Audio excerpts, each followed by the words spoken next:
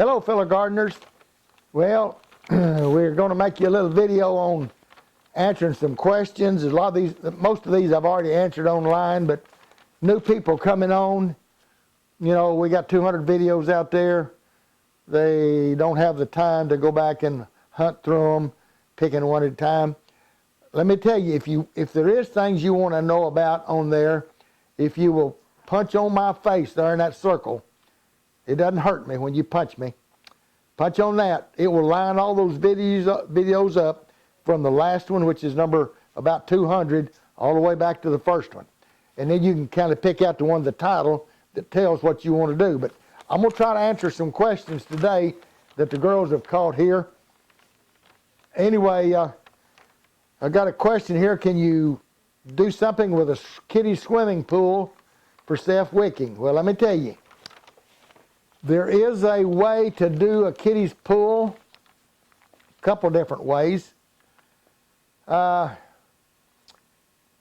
you'll go to Walmart and get some of those, I think they're little blue bags, them cloth bags that you can buy for somewhere around $1, I think, or less.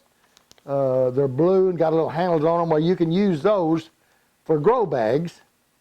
All you have to do is put your potting mix in them and fill it full, put your fertilizer down there, so fill it full of potting mix, and set them in that kiddie pool. You can put about a dozen or so in there.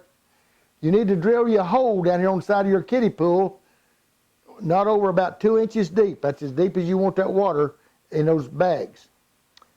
Anyway, you can plant your plants in those, and you can do real well. That's a self-wicking. You can watch and see if you need some water in there, then mix you up a 5-gallon bucket full of water with 5 teaspoons of fertilizer, pour it in there and let them wick up, and then whenever it drags it down pretty low, mix you up 5 more gallons or so and put in there, and just keep it up there 1 inch or 2 inches deep.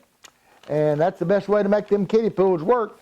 Now, if you've got 5-gallon buckets that you've drilled holes in the bottom of, or if you've got these tubs that you've drilled holes in the bottom of, you can set 3 or 4 of those tubs in there, or you can fill it full of 5-gallon buckets, fill it full of soil, and do the same thing. It will wick up through them holes in the bottom and go up there and water your plants.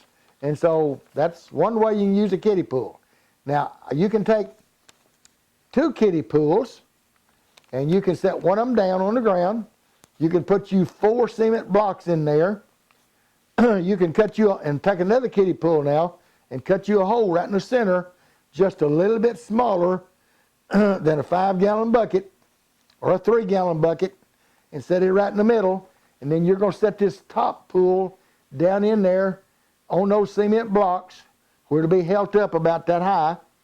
You need to put a hole in the side of your bottom kiddie pool up there about 4 to 6 inches tall, just so it'll be below that cement block, and your soil in your 5-gallon bucket right in the middle with the holes in the bottom of that 5-gallon bucket is going to be your wick that'll wick your water right up to your plants in this here kiddie pool.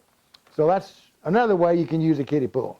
So yeah, just use them kiddie pools any way you can. All right, another question they wanted me to answer is, can you use drip tape with wicking tubs? Yes. You don't need to use your little white pipe. You can set these tubs in a row, put your drip tape right on top of it, let it drip down in that top of that bucket. You've got your hole in the side.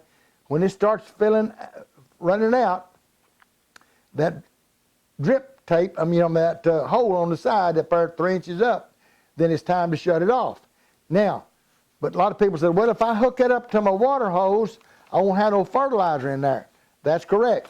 You need to get you one of these here, either a 50-gallon barrel and use a little pump in that to pump down your drip tape, or get you a 275-gallon tote and fill that with a little electric pump on it that'll run over into your drip tape right down through there.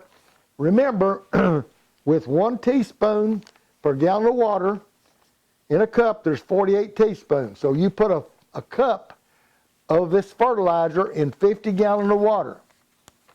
So if you've got a 250-gallon tote, That means you're going to put 5 cups of fertilizer in with your water, and then you'll water out of that. That's the way you water.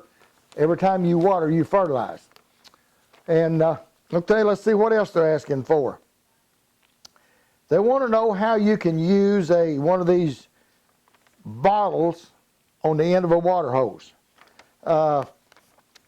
First of all, we have to know how much it puts out. For instance, just this morning, a lady called me and she wanted to use a injector, and I said, how much is your injector putting out? She said, it puts out 1 to 100.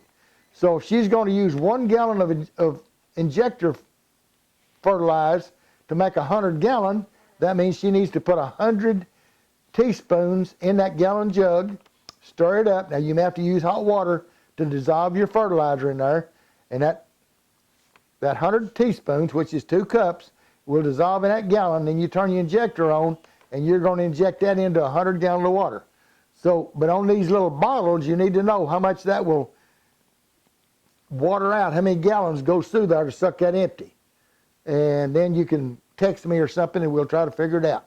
Okay, if you like this, we got to get off of this thing and let you get busy. We thank you. Subscribe, ring the bell, and we'll make you another video.